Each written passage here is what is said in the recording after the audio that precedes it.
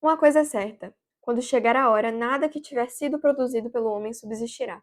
Um dia, todas as realizações humanas serão reduzidas a um monte de cinzas. Por outro lado, todas as crianças nascidas de mulher viverão eternamente, pois a elas foi concedida uma alma imortal feita à imagem e semelhança de Deus. Vamos falar hoje sobre o privilégio de ser mulher de... Eu ia falar Simone de Beauvoir. Nossa, creio. Alice von Hildebrand. Então, Alice von Hildebrand, junto com o marido, foram intelectuais, assim, né? Eu não sei se filósofos se enquadram nessa categoria, mas certamente estudavam muito de filosofia, de teologia e história, né? E muito católicos, casados, só que Nosso Senhor não concedeu nenhum filho biológico a Alice von Hildebrand. E é interessante porque ela fala muito da maternidade. E o âmago desse livro aqui é maternidade. Se tivessem palavras-chave, uma palavra-chave desse livro seria maternidade. E por quê? Porque a maternidade é o centro da vida feminina. É inerente à alma feminina. Quando uma mulher nasce, ela já tem uma vocação estabelecida, a de ser mãe. Se ela não cumpre essa vocação, quer naturalmente ou espiritualmente, ela não é feliz. Ponto.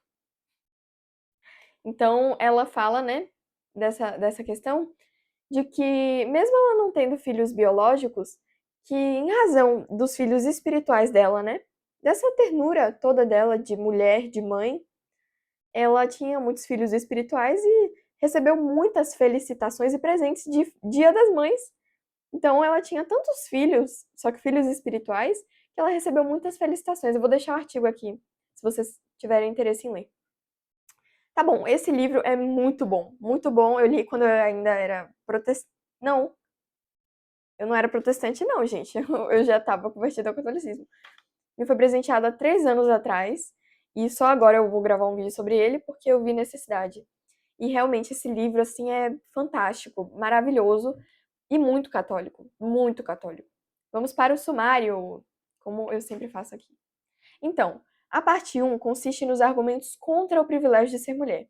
Ela pega toda essa carga teórica feminista, que diz o quê? Que a mulher, na verdade, não é privilegiada. A mulher é, na verdade, humilhada, né?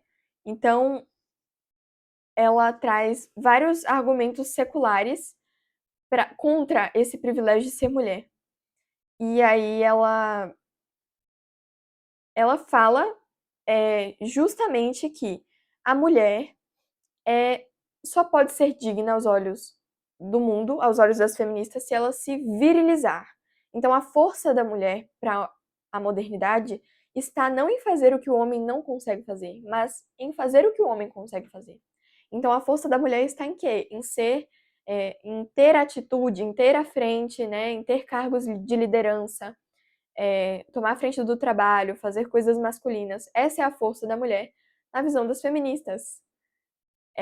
Então é justamente se despir da sua natureza, tentar arrancar ela de qualquer modo que você conseguir, para você ter essa masculinidade falsa, porque a mulher sempre vai ser mais frágil que o homem, e isso não é necessariamente ruim, ela fala nesse livro.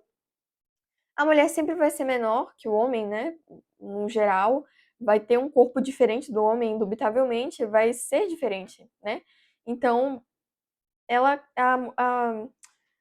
a mulher feminista quer como que extinguir a natureza feminina, né? A feminilidade e a maternidade, sobretudo, é por isso que elas advogam tanto pelo aborto, porque assim a mulher não vai ter mais esse fundamento da maternidade, que é o que norteia todas as ações da boa mulher, da virtuosa mulher. E nós vemos isso no exemplo para todas as mulheres, que é Maria Santíssima. E então, tá bom, ela fala sobre essa parte aí. Nossa, eu tô saindo muito do assunto. Na parte 2, ela fala dos argumentos a favor do privilégio da mulher. E aí ela vai para a visão sobrenatural da mulher. Ela vai desde a criação, falando sobre Adão e Eva, né? Então, a mulher tem esse papel, né, de adjutório, de ajudante. Isso não é ruim, isso não é algo de desprezo, né? Digno de desprezo, de menosprezar de jeito nenhum.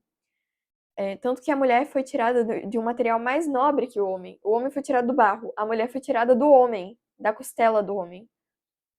E é tão poético isso, né? É tão bonito. E aí ela fala da redenção. Então eu vou ler aqui essa parte que é tão bonita, que ela fala sobre a punição de Eva, né? Que ela foi a punição de Eva foi dar à luz aos filhos com dor, com muita dor. E ela fala: "Mas a luz da redenção, que deu ao sofrimento um sentido sublime, sofrer uma agonia para trazer outro ser humano ao mundo é uma antecipação dos sofrimentos de Cristo, cujo sangue nos redimiu." Perfeito. Então a mulher tem essa oportunidade que o homem não tem de sofrer como que uma paixão, dando-se inteiramente a uma nova alma, a um filho. O homem não pode fazer isso, nunca poderá fazer isso, porque só a mulher tem um ventre, só a mulher tem um útero capaz de gestar e de nutrir uma criança e, enfim, capaz de parir uma criança, né, de dar à luz a uma criança e amamentar a criança. É misterioso, é assim, sobrenatural a capacidade da mulher de passar pelo processo de gestação.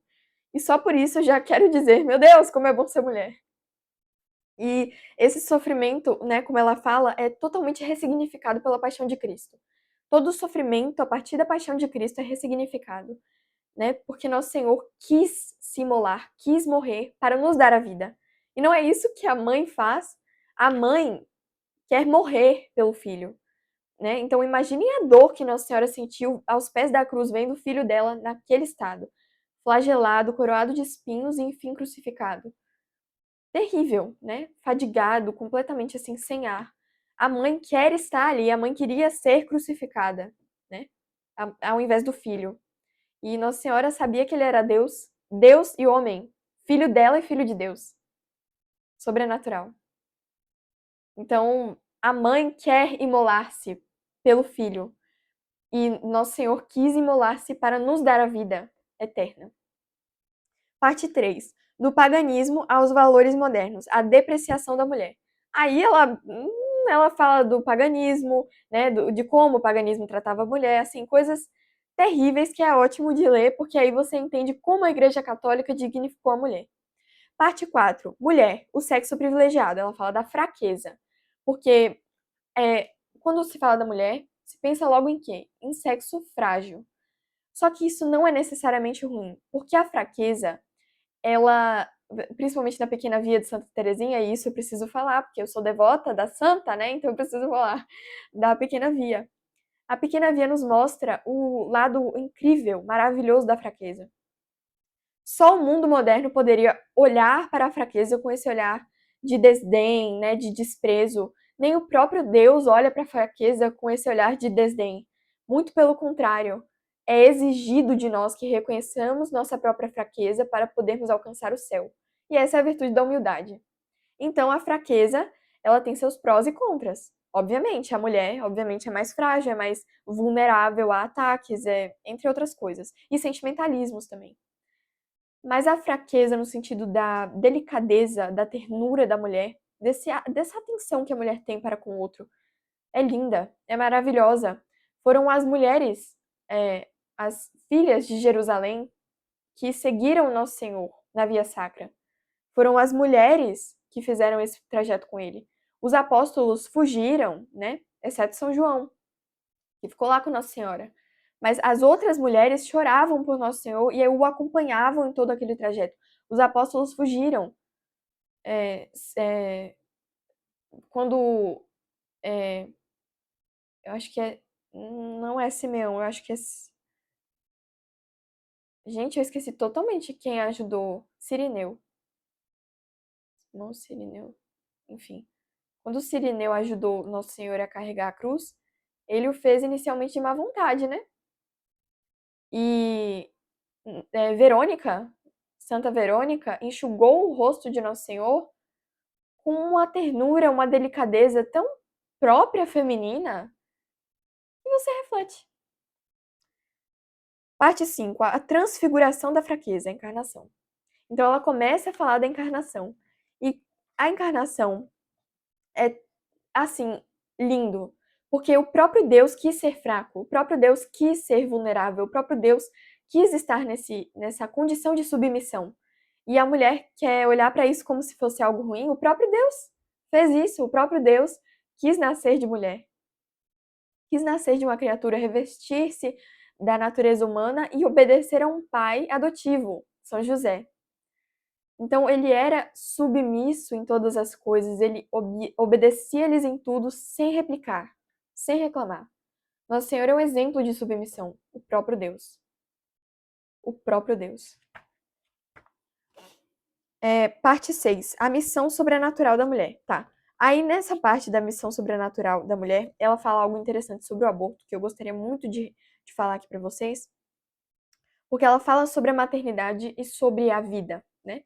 E é tão bonito esse livro porque aborda maravilhosamente essa questão de como a mulher e a vida são entrelaçadas. É a frase que eu iniciei esse vídeo, né? Tudo que for produzido pelo homem não vai chegar uma hora que não vai existir mais. Só que o que foi produzido pela mulher, que é uma pessoa, uma alma humana, obviamente não é ela que cria a alma humana, mas vocês entenderam. Então, isso não morre.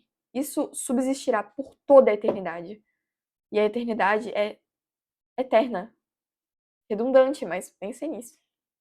Ela fala assim: o Deus verdadeiro é o Deus da vida. Cristo é a vida da alma, e as mulheres que têm a sublime missão de dar a vida, intuitivamente tramam esse princípio em suas vidas diárias. É por essa razão que quando uma mulher opta livremente por abortar seu bebê, sem qualquer pressão do namorado ou dos pais, ela não só comete um pecado grave, mas fere o cerne da sua natureza feminina. Porque então, sendo Deus, o Deus da vida, e a mulher tem essa função de dar a vida, né? Ela é esse instrumento que Deus utiliza para comunicar a vida.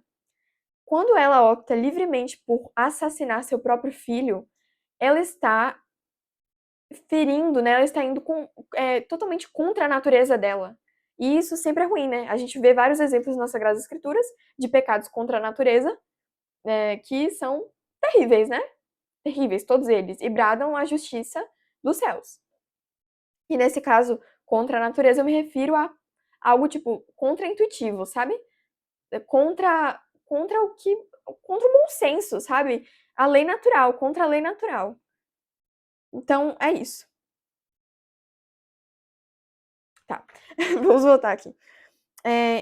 A parte 7 trata das mulheres e sentimentos, e ela vai falar dessa questão, né? Porque as mulheres de fato são mais sentimentalistas, elas tendem a ter mais, no caso nós, tendemos mais a ter essa ênfase nas emoções, né? Por isso que o protestantismo é profundamente feminino, assim, muito feminino, desses choros, dessa não sei o quê, porque é feminado, sabe?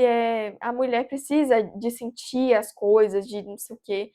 E isso é ruim nesse sentido. Mas no sentido da delicadeza, da ternura da mulher, isso é muito bom. Porque nos torna possibilitadas de ser mães e nutrir e educar a criança. E sermos sensíveis às necessidades dos outros. Coisa que o homem não tem.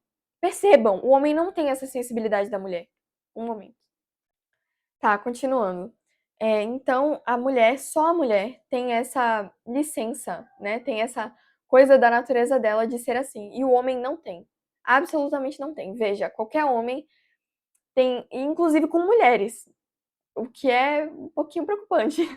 Os homens modernos têm essa grosseria, né, com mulher, não sabem, não tem trato mais com mulher. Antigamente era muito bem quisto o cavalheirismo, né? E hoje o homem é assim, curto e grosso, tem uma atitude muito ríspida e é um extremo da natureza deles, porque o homem tende a ser mais austero, tende a ser mais sério, tende a não ter essa sensibilidade.